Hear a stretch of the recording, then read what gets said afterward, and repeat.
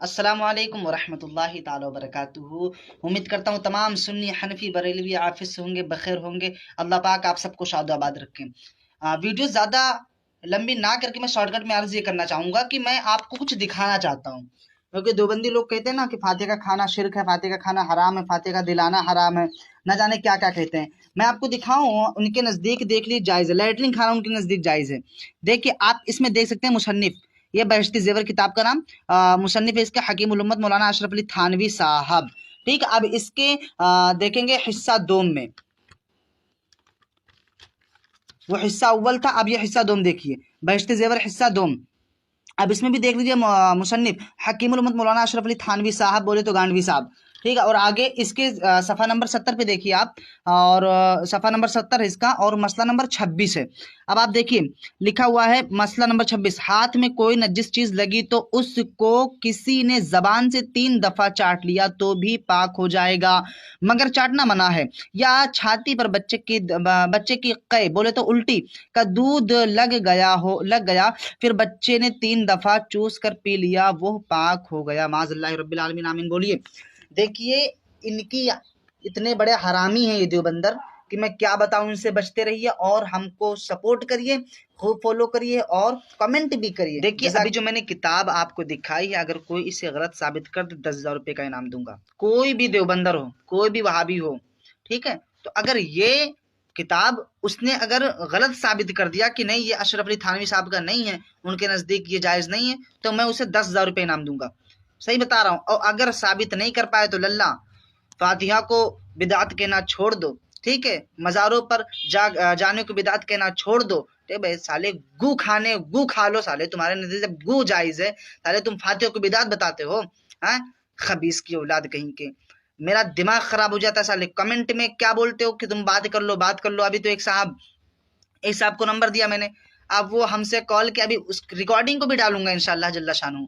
ठीक है, तो आप लोग इन कमबख्तों को सबक सिखाइए, ये मेरा एक काम नहीं है। हमारा मकसद, हमारा इनसे कोई जो है ज़ाती दुश्मनी है, कोई मामलात नहीं है, ना मैं इनका खर्चा चलाता हूँ। लेकिन इन्होंने हुजूर के बारे में ना जाने क्या क्या लिखा है। आप किताब पढ़िए, इनकी किताब पढ़िए। मैं भी इनके मदरसे में तकरीबन 3.5 साल पढ़ चुका हूँ। ठीक है, तो आप होशियार हो जाइए, ये जहन्नम में ले जाने वाला रास्ता है अहले देवबंद, ये समझ लीजिए आप। ठीक है, आप सपोर्ट करिए बस। जज़ाकल्लाहु खैर व अहसन जज़ा फिद्दारैन। सामईन किराम, अस्सलामु अलैकुम व रहमतुल्लाहि व बरकातुहू। उम्मीद है आप हज़रात खैर व आफियत से होंगे।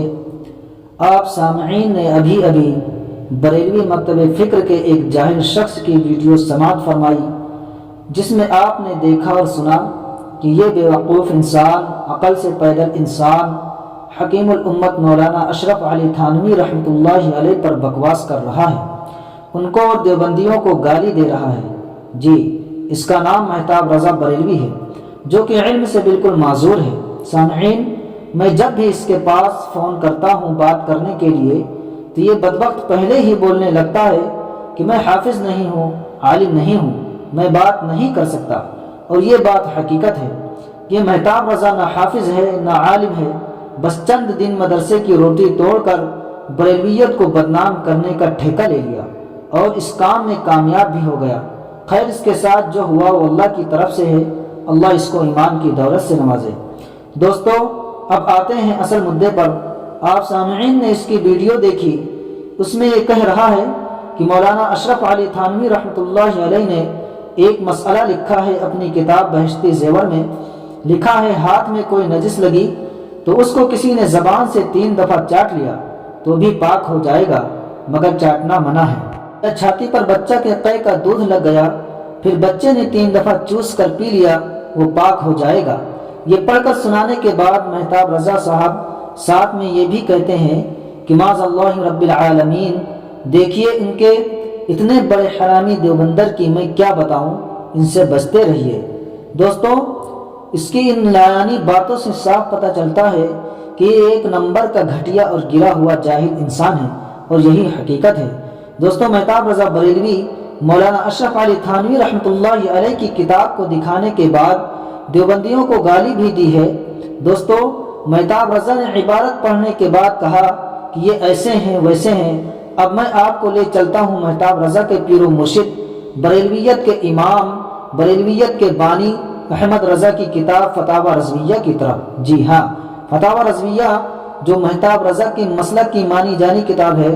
فتاوی رضویہ جلد 4 صفحہ 65 پر امام احمد رضا لکھتے ہیں، انگلی پر کچھ نجاست لگ گئی تھی، اسے خبر نہ تھی، کسی وجہ سے انگلی 3 بار چاٹ لی، یہاں تک کہ اس کا اثر جاتا رہا، انگلی پاک ہو گئی۔ اور آگے لکھتے ہیں کہ سرے پستان پر ناپاکی تھی، بچے نے دودھ پیا، یہاں تک کہ اثر نجاست زائل ہوا، پستان پاک ہو گئی۔ جی ہاں، یہ کتاب فتاوی رضویہ ہے۔ اس کتاب کو احمد رضا صاحب نے لکھا ہے، جن کو اعلیٰ حضرت بھی کہا جاتا ہے۔ اعلیٰ حضرت نے اپنی کتاب میں بھی وہی مسئلہ لکھا ہے جو مولانا اشرف علی تھانوی رحمۃ اللہ علیہ نے لکھا ہے۔ اعلیٰ حضرت نے اس کتاب میں چند کتابوں کا حوالہ دیتے ہوئے لکھتے ہیں کہ در مختار، بحر الرائق وغیرہ میں ہے ناپاک انگلی اور پستان 3 بار چاٹنے سے پاک ہو جاتی ہے۔ دوستو، اب آپ خود ہی فیصلہ کریں کہ کیا یہ مسئلہ غلط ہے یا مہتاب رضا غلط ہے۔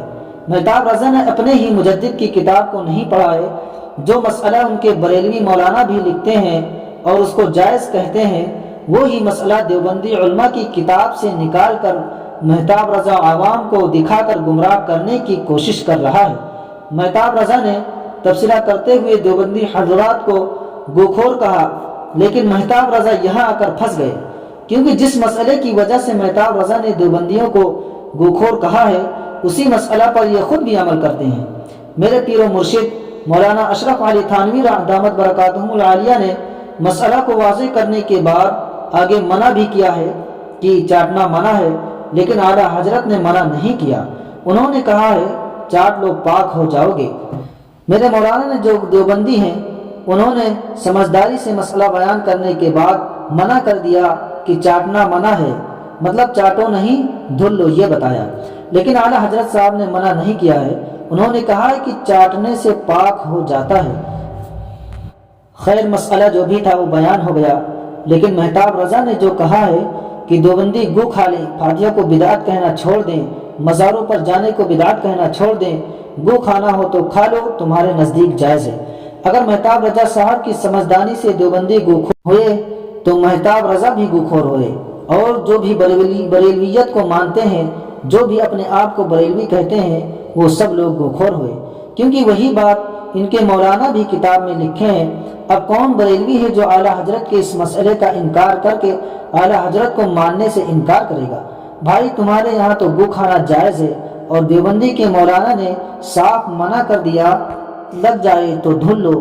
میرے عالم نے مجھے تنبیہ کر کے بچا لیا، لیکن تمہارے عالم نے چاٹنے کے لیے بول دیا اور دلیل بھی دی۔ عالم نے کہا کہ اگر نجاست لگی ہے 3 بار چاٹ لوگے تو پاک وہ جگہ پاک ہو جائے گی، لیکن چاٹنا منع ہے۔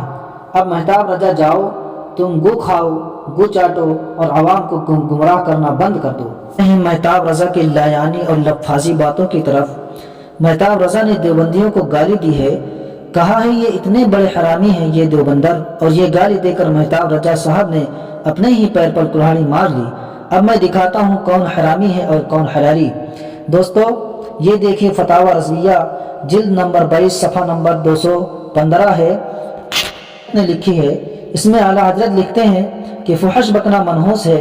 طبرانی نے بھی دردہ رضی اللہ عنہ سے بسند حسن اسے روایت کیا ہے، اور آگے اسی میں لکھتے ہیں کہ جب تو کسی کو دیکھے کہ فحش بکنے والا بے حیا ہے تو جان لے کہ اس کی اصل میں خطا ہے۔